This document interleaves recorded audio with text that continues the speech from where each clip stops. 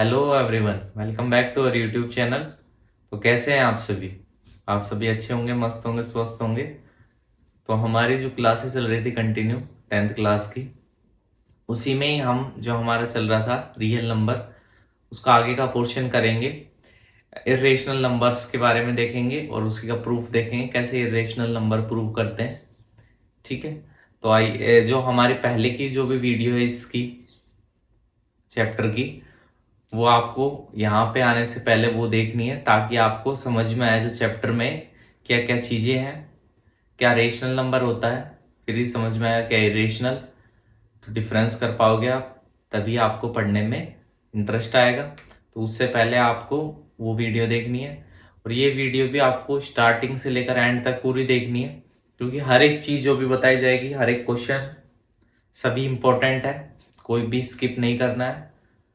और अगर वीडियो अच्छी लग रही है तो वीडियो को लाइक करना है और चैनल पे नए हो तो चैनल को सब्सक्राइब करना है और ज्यादा से ज्यादा शेयर भी करना है वीडियो। तो आइए स्टार्ट करते हैं। सबसे पहले तो हमें यहाँ पे आने के बाद पता होना चाहिए रेशनल नंबर क्या होता है, रेशनल और इरेशनल। तो देखो, मैं जो हमारा अभी करवाएंगे उसमें मेन चीज जो यूज में आएगी वो आएगी इरेशनल नंबर। तो देखो, इरेशनल नंबर हम डायरेक्ट प्रॉपर डेफिनेशन से कहें तो number which can not be return in the form of p upon q, where q is not equal to 0। जो नंबर को हम p अपॉन q की फॉर्म में नहीं लिख सकते वो क्या होते हैं, रेशनल नंबर होते हैं। जो रूट के नंबर होते हैं, ठीक है, पाई, ये सब क्या है, इरेशनल नंबर है। क्लियर हो गई। अभी हम इस चैप्टर में देखेंगे कैसे इरेशनल नंबर को हम प्रूफ करते हैं कि ये इरेशनल नंबर है, उसका प्रूफ जो है वो देखेंगे हम। ठीक है, तो देखो, अब इसमें यहां तक चीजें समझ में आ गई। एक थ्योरम आती है इसमें, fundamental theorem of arithmetic. Fundamental theorem of arithmetic काफी इंपॉर्टेंट है थोड़ी थ्योरम, इसी को कहते हैं थ्योरम 1.3। ठीक है, अब ये थ्योरम क्या कहती है, if p be the any p be the prime number, p कोई भी एक प्राइम नंबर है, p be the prime number, p क्या है, एक प्राइम नंबर है। ठीक है, थ्योरम कहती है if p be a prime number and if p divides, अगर ये जो p प्राइम नंबर है, p डिवाइड्स a स्क्वायर को डिवाइड करता है p, then p also divide a, then p also divide a। ठीक है, where a is a any positive integer, where a is any positive integer, z positive integer. ठीक है, देखो क्या कहता है, if p be the any prime number and p divides a square, then p also divide a where a is any positive integer। समझ में आ गई चीजें क्या कहना चाह रहा है। देखो, कोई भी इंटीजर ले लो, ठीक है, a कोई भी इंटीजर है, मानो हमने लिया 2, ठीक है, a की वैल्यू ली थी 2, मानो उसका स्क्वायर कितना है 4, और यहाँ पे p मानो कुछ भी लिया था, p लिया था आपने 2, प्राइम नंबर लेना है p, ठीक है, प्राइम नंबर 2 भी है। ठीक है, अब ये देखो, ये इसने इसको डिवाइड कर दिया, ये तो था a का स्क्वायर, मानो a था यहाँ पे 2, तो जो p है, p 2 लिया था, p ने जो है a स्क्वायर को भी डिवाइड किया, p ने a को भी डिवाइड किया। तो थ्योरम जो है वो यही तो कह रही है कि p be an a positive integer, if p divides a square, if p divides a square, then p also divide a, then p also divide a। चीजें समझ में आ गई होगी। अब देखो, इस थ्योरम का यूज करेंगे हम इरेशनल नंबर प्रूव करने में, थ्योरम समझ में आ गई होगी। अब देखो, डायरेक्ट जो है हमारे क्वेश्चन आते हैं, इसमें क्वेश्चन बेस्ड डायरेक्ट क्वेश्चन पे चलते हैं। सबसे पहला है प्रूव दैट √2 इज इरेशनल। सबसे पहला क्वेश्चन है, प्रूव करो कि √2 जो है वो इरेशनल नंबर है। ठीक है, देखो इन क्वेश्चन में सबसे पहले क्या करेंगे, लेट, क्या लेट करेंगे, लेट करेंगे, let us assume to the contrary that √2 is rational। ठीक, तो अगर रेशनल नंबर है, सो वी कैन राइट या वी कैन फाइंड, अगर ये रेशनल नंबर है तो हम p और q फाइंड आउट कर सकते हैं। So we can find p and q where q is not equal to 0। तो इसके p और q निकालेंगे तो कैसे लिखेंगे इसको, √2 is equal to p upon. अब सपोज करेंगे, suppose P and Q have a common factor other than 1। मान लो सपोज कि हमने P और Q है वो उसमें कॉमन फैक्टर है एक के अलावा भी, ठीक है। अब वो जो एक के अलावा कॉमन फैक्टर है वो हम क्या करेंगे, हटाएंगे। Then we can divide by common factor, we can divide by the common factor to get √2 is equal to a upon b। देखो हमने माना P अपॉन Q में है ना कोई कॉमन फैक्टर था एक के अलावा, तो हमें कॉमन फैक्टर हटाना है, तो हमने उस कॉमन फैक्टर से डिवाइड किया तो हमें मिला √2 is equal to a upon b। यहां तक की चीजें समझ में आ गई होगी। तो अगर a अपॉन b में अब कुछ भी कॉमन नहीं है, a एंड b आर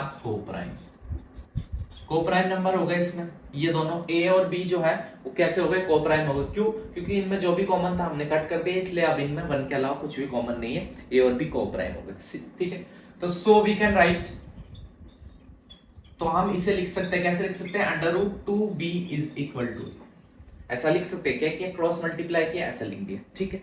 अब लिखेंगे square in both side.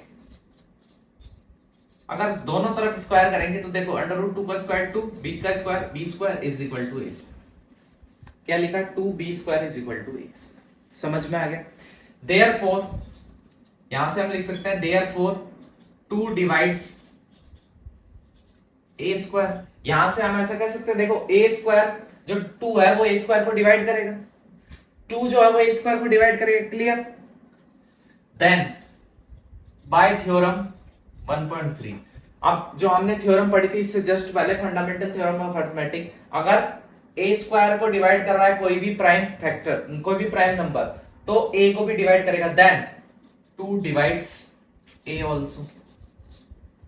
Bye theorem 1.3 2 divides a also, जो 2 है वो a को भी क्या करेगा, डिवाइड करेगा। चीजें यहां तक आपको क्या हो गई होगी, समझ में आ गई होगी। तो देखो अगर ऐसा है तो हम लिख सकते हैं सो वी कैन राइट, हम क्या लिख सकते हैं, so we can write a is equal to 2c where c is any integer. देखो क्या किया हमने, सबसे पहले स्क्वायर किया, उसके बाद देखो 2 जो है वो a स्क्वायर को डिवाइड करेगा, तो थ्योरम हमने पढ़ी है, अगर a स्क्वायर को 2 डिवाइड करेगा तो a को भी 2 डिवाइड करेगा। तो हमने लिख लिया a जो है वो किसके इक्वल है, 2 का ही कोई फैक्टर है। मतलब कहने का मतलब क्या है, जो a अगर 2 से डिविजिबल है, मतलब 2 का ही कोई फैक्टर है, मतलब 2 में कोई भी इंटीजर मल्टीप्लाई करेंगे, पॉजिटिव इंटीजर मान लो 4, 2 में 1 मल्टीप्लाई हो सकता है, a 2 हो 3, ये a जो है 4 हो 6 हो, कुल मिला के किसका मल्टीपल है, ये 2 का मल्टीपल है। यहां तक की चीजें आपको समझ में आ गई होगी, ठीक है ना। अब देखो आगे चलते हैं, अब आगे क्या करेंगे, अब हम इसका स्क्वायर करेंगे। देखो यहां से मैं यहां से रब कर रहा हूं, इस टाइप आपको समझते हुए चलना है हर एक स्टेप। अब इसका स्क्वायर करेंगे तो देखो a स्क्वायर, ठीक है। नहीं यहां से पहले एक चीज और देख लेते हैं, देखो स्क्वायर नहीं, देखो अब ये a is equal to 2c। अब यहां से अगर हम ये a की वैल्यू यहां पुट करें, जो a की वैल्यू है ये वाली, ये यहां पुट करेंगे तो देखो √2b is equal to 2c, √2b is equal to 2c। तो स्क्वायरिंग बोथ साइड, स्क्वायर करेंगे बोथ साइड, तो देखो 2b square is equal to 4c square. तो इसको देखो कट हो जाएगा, ये 2 हो जाएगा, तो b square is equal to 2c square. चीजें समझ में आ गई। तो यहां से लिख सकते हैं 2 divides b square, bye theorem 1.3 2 also divide b। देखो 2 जो है वो b स्क्वायर को डिवाइड कर रहा है, तो 2 जो है वो किसको डिवाइड करेगा, b को भी डिवाइड करेगा। इससे क्या पता चलता है, a and b have common factor 2। देखो a को भी डिवाइड कर रहा था 2, b को भी डिवाइड कर रहा था 2, तो इससे क्या पता चलता है कि a और b जो है उसमें कोई ना कोई कॉमन फैक्टर है, और वो कॉमन फैक्टर है 2। लेकिन this contradict the fact that a and b are coprime. अभी हमने आगे देखा था कि हमने कॉमन फैक्टर को क्या कर दिया, डिवाइड कर दिया, तो उसके बाद ए और बी को हमने क्या माना था, को प्राइम माना था, ठीक है। लेकिन यहां पे तो देखो को प्राइम है नहीं, क्योंकि क्यों, इनमें 2a कॉमन फैक्टर आ गया। तो this contradiction arises due to our wrong assumption. जो हमने अजम्पशन किया था रॉन्ग, क्या अजम्पशन किया था कि under root 2 is rational, therefore under root 2 is irrational. देखो ऐसे क्वेश्चन में यही अपन को अप्रोच रखनी है। आप देखो और इसी पे क्वेश्चन ट्राई करते हैं और क्लियर होगा। देखो क्वेश्चन में अप्रोच यही रखनी है, मतलब तरीका यही रहेगा सॉल्व करने का। जैसे अंडर रूट 2 था, अंडर रूट 3 आ जाए तो कैसे करेंगे, देखो ठीक है। सबसे पहले वही let assume contradictory that under root 3 is rational, ठीक है। So we can find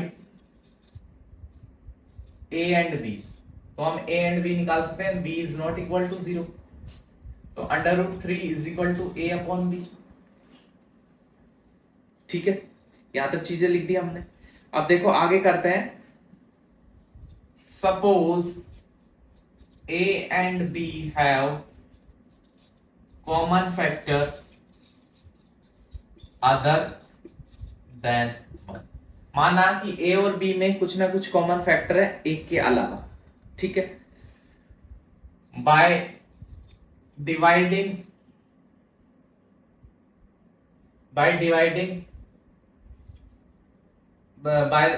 इसको ऐसे लिख दो, डिवाइडिंग बाय कॉमन फैक्टर्स। अगर कॉमन फैक्टर जो भी है उससे हमने क्या किया, इसको डिवाइड कर दिया, सो a and b become co-prime। अगर हमने क्या किया कि हमने माना a और b में कुछ ना कुछ कॉमन फैक्टर एक के अलावा, हमने क्या किया, डिवाइडिंग बाय कॉमन फैक्टर। अगर इसको a और b को डिवाइडिंग इस पूरी को कॉमन फैक्टर से डिवाइड किया तो सो a and b become co-prime. तो a और b जो वो है वो क्या बन गए, को-प्राइम।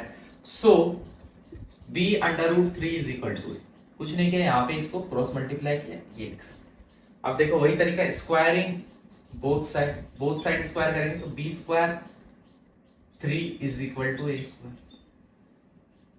तो यहां से क्या लिख सकते हैं, 3 डिवाइड्स a स्क्वायर, और by theorem 1.3 3 also divides a।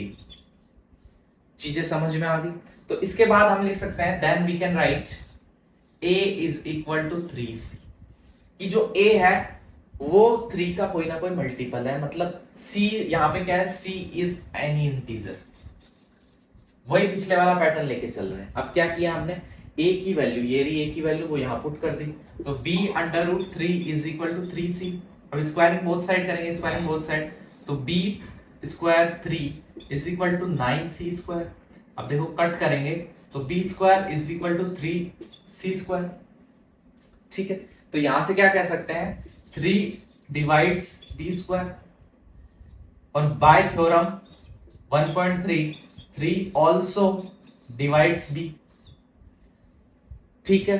तो देखो हमने पहले माना था a और b में कोई भी को-प्राइम, कोई भी कॉमन फैक्टर नहीं है, तभी तो को-प्राइम है। लेकिन हमने देखो अभी अभी किया तो a को भी 3 डिवाइड कर रहा है और b को भी 3 डिवाइड कर रहा है, ठीक है। a को भी डिवाइड कर रहा है और b को भी डिवाइड कर रहा है। अगर डिवाइड कर रहा है तो इसका मतलब तो को-प्राइम नहीं है।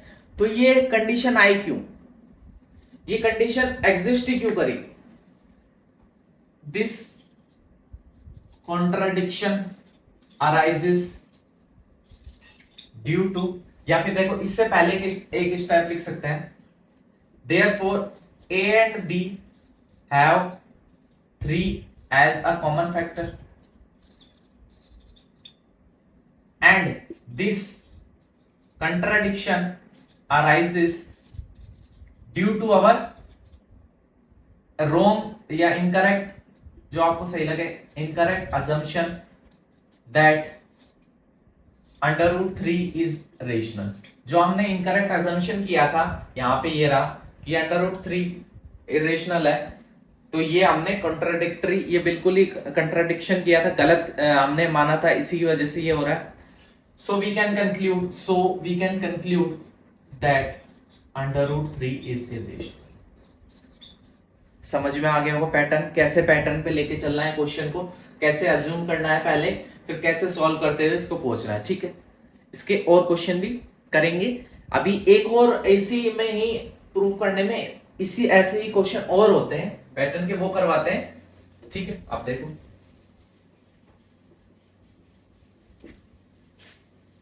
देखिए क्वेश्चन है अपना कि show that 5 minus √3 is irrational. 5 minus √3 is irrational, ये हमें शो करना है। तो सबसे पहले तो वही तरीका, क्या तरीका, let us assume contradictory that 5 minus √3 is rational. हमने क्या माना कि 5 माइनस √3 जो है वो क्या है, रेशनल है। तो 10 we can find A and B. कैसे निकाल सकते हैं, 5 minus √3 is equal to a upon B, where b is not equal to 0। आ गया समझ में कि हमने अज्यूम किया कि ये रेशनल है, तो हम ऐसा लिख सकते हैं ये। ठीक है, अब आगे की स्टेप देखो, since 5 minus √3 is equal to a and b, इतना तो हमने लिखा है, तो हम इसको रीअरेंज करके ऐसे लिख सकते हैं, कैसे कि √3 is equal to 5 minus a upon, कुछ नहीं किया, रीअरेंज किया। देखो यहाँ पे, अब ये देखो कैसे रीअरेंज किया, minus √3 is equal to a upon b minus 5। ठीक है, अब ये माइनस यहां से हटाना था, तो देखो 5 माइनस a, बस यही चीज वहां पे डायरेक्ट लिखी। ठीक है, ये चीज यहाँ पे समझ में आ गई, रीअरेंज कर दिया अपन ने। अब देखो यहां तक की चीजें समझ में आ गई। अब देखो √3 इक्वल का क्या मतलब होता है कि यहाँ पे अगर सॉल्व करें इसको, a और b की कोई वैल्यू पुट करें तो √3 आना चाहिए यहाँ। ठीक है, अगर a और b की कोई वैल्यू पुट करें यहाँ पे तो जो रिजल्ट है वो √3 आना चाहिए। लेकिन यहां से क्या है, since in 5 minus a upon b 5a and b are integers, 5a and b are integer, therefore 5 minus a upon b is rational। ये सारे इंटीजर है, तो ये 5 minus a upon b is rational, therefore √3 is also be rational।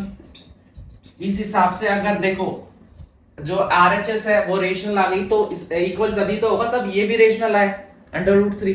This is contradictory to fact that √3 is irrational, and this contradiction arises due to our wrong assumption that 5 minus √3 is rational. So we can conclude that 5 minus √3 is irrational। Pattern समझ में आया होगा। ऐसे सवालों को क्या तरीका लेके चलना है अपन को, ये चीज समझ में आई होगी। अब देखो ऐसा ही, इसी पैटर्न पे ऐसा ही एक और क्वेश्चन भी लेके चलते हैं। देखो जितने क्वेश्चन प्रैक्टिस करोगे, देखो पैटर्न ऐसे क्वेश्चन आ जाए डायरेक्ट रूट वाले, तो थोड़ा वो वाला पैटर्न लेके चलना है। अगर कोई और टर्म आ जाए रूट के साथ, तो ये वाला पैटर्न लेके चलना है। देखो एक और क्वेश्चन लेते हैं, प्रूव करना है, शो करना है 3√2 इज इरेशनल। ठीक है, सबसे पहले let assume to the contradictory that 3√2 is irrational, sorry 3√2 is rational. हमने लेट कर लिया कि 3√2 जो है वो क्या है, एक रेशनल नंबर है। Then we can write 3√2 is equal to a upon b, where a and b is not, a and b are integer, ठीक है, और b is not equal to 0। ठीक है, या फिर ऐसा भी लिख सकते हैं इसको, ये वाले स्टेप को, अगर ये रेशनल है तो we can find coprime A and B where B is not equal to 0। अगर ये रेशनल है तो इसको a अपॉन बी की फॉर्म में, p अपॉन क्यू की फॉर्म में लिख सकते हैं। तो 3 under root 2 is equal to a upon. ये चीज यहां तक समझ में आ गई होगी आपको। अब कुछ नहीं करेंगे, अब क्या करेंगे, हम इनको रीअरेंज करेंगे। अब देखो रीअरेंज कैसे करेंगे, under root 2 is equal to a upon 3। Clear हो गई ये चीज। अब देखो जो RHS की चीजें हैं, राइट हैंड साइड की जो चीजें हैं, सिंस ऐसे लिखेंगे, since a b and 3 are integers. ये देखो ये तीनों इंटीजर है, देयरफॉर a अपॉन 3b बी द रेशनल।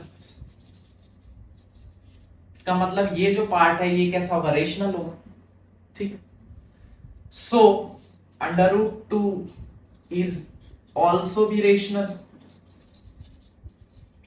इसका मतलब जो RHS का जो हमारा पोर्शन है वो भी रेशनल होना चाहिए, but this contradict the fact that under root 2 is irrational.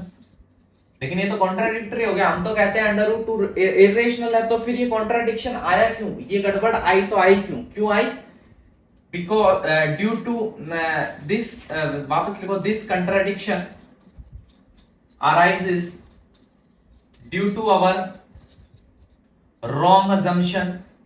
हमने जो अज्यूम किया था पहले स्टार्टिंग में, क्या अज्यूम किया था कि ये क्या है, रेशनल नंबर है। wrong assumption that 3 under root 2 is rational।